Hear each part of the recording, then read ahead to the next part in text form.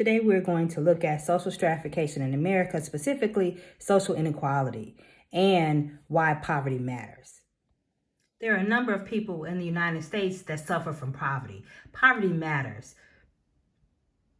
The standard of living for most Americans has been declining while the concentration of wealth are in the hands of a few. And what that means is that people don't have enough to eat and people are food insecure. Hunger and malnutrition are not just problems that exist in other parts of the world, they also exist here in the United States. Many American adults and children are insecure, and that means that they're at risk for a number of other health problems. Equal opportunity is supposed to be what the United States stands for. However, what that means is that only certain groups have real opportunities. The poor, on the other hand, don't have a lot of opportunities. The poor face serious deprivation. They experience a number of inequalities in education and healthcare, in police protection, in job opportunities. They don't have the same outcomes as it relates to legal justice and housing, and they have poor health. They have higher infant mortality rates, which means that their babies are more likely to die. They live shorter lives, and they're more likely to live in areas which are near toxic waste sites. The number of people who live in poverty is growing, and it has been growing over time. As you can see from this chart, from 1960 to 1970, it went down, but from 1970 on up, poverty has continued to be on the incline. And it continues to be higher, which means that more and more Americans over time are living in poverty.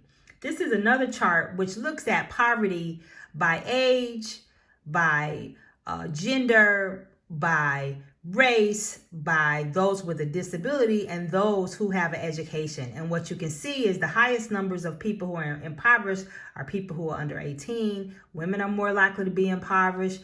Blacks and Hispanics are more likely to be impoverished compared to whites. Those with a disability are more likely to be impoverished, and those who don't have a high school diploma. So those are factors which actually show, how likely are you to live in poverty. And there's a big impact of poverty in terms of what it looks like for your outcomes. When we think about food deserts are frequently referred to as communities without access to markets that sell healthy food options in their neighborhood, and they lack convenient access to food retailers. So that means that healthy food is not in your neighborhood. What's mostly in your neighborhood are fast food, which is not healthy food. That's considered to be a food desert. And low food security means that it's created by social and economic barriers, and the inequality that exists in the area affects the air, it affects the water quality, and it affects emotional stress. And you can see that the environmental quality has really been affected even more recently by fires.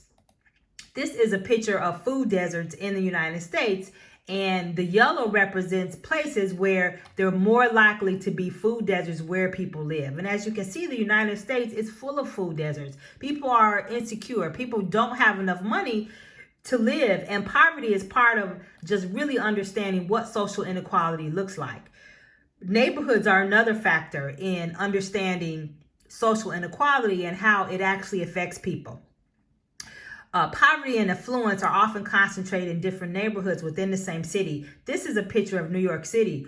On the left side, this is an area on the Upper West Side. On the right side is an area in the Bannon area in the South Bronx, which the South Bronx has a much higher concentration of disadvantaged people who live there and people who are poor. And so what you see happening is that in neighborhoods that are disadvantaged, poor or wealthy neighborhoods really dictates if your student and if your child is able to succeed. And that's one of the real impacts that are extremely important when you think about what social inequality looks like. So there is an impact of poverty and inequality. There's also an impact on education.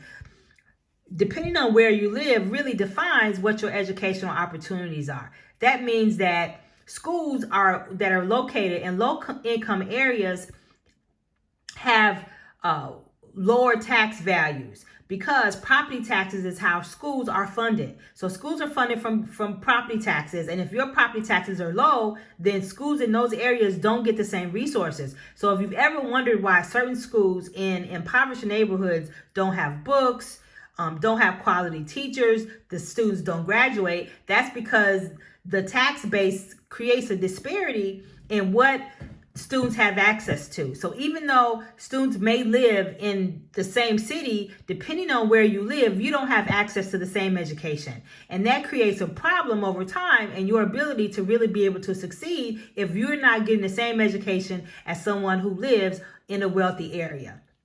The other part of it has to do with incarceration rates. When you actually look at who's actually in prison, most of the prisoners are poor or in the working class, and they are more likely to have felonies. They are not able to really pay their debts, and a lot of them may even lack having a high school education. So the incarceration rates are higher in those areas because also there are lack of opportunities. So poverty completely reinforces social inequalities. And when you think about those neighborhoods where people are living in that are more likely to be impoverished, you see that kids who live in those areas are more likely to be exposed to violence. They're more likely to be exposed to crime. They're more likely to have high truancy rates, loitering, and just really just have a lack of opportunities, and it really becomes problematic. So the consequences of poverty is also just as harmful for adults in terms of having harmful health effects, higher mobility rates, meaning they're sick, lower life expectancy rates, more likely to work in dangerous occupations, more likely to live in unsafe neighborhoods, and their homes are more likely to be located near toxic sites, which I said before, more stress in the home, and it really undermines their economic security as a whole. And so what you see is growing up poor is really problematic for kids, and it really becomes problematic, especially for kids who are homeless, which is also a huge number. This is a picture from Skid Row in Los Angeles, which has the largest populations of homeless people in the United States. And when you think about just what it looks like when kids grow up poor, they have fewer resources for learning. They have fewer books available at home. They're less likely to go to preschool. So it really is problematic in terms of what it looks like for kids from the time that they come out. So as we think about just social stratification and poverty and what that looks like, social stratification is a ranking system which is based on wealth, power, and prestige, and all these factors determine your life chances. Every society has a form of social stratification, but what that means in particular is that if you are in poverty, then your outcomes look different, and you don't have the same access to opportunities as those who don't. So by definition, the United States is unequal, and this completely contradicts our basic values. And it is really, social inequality is what defines American society, but it should not.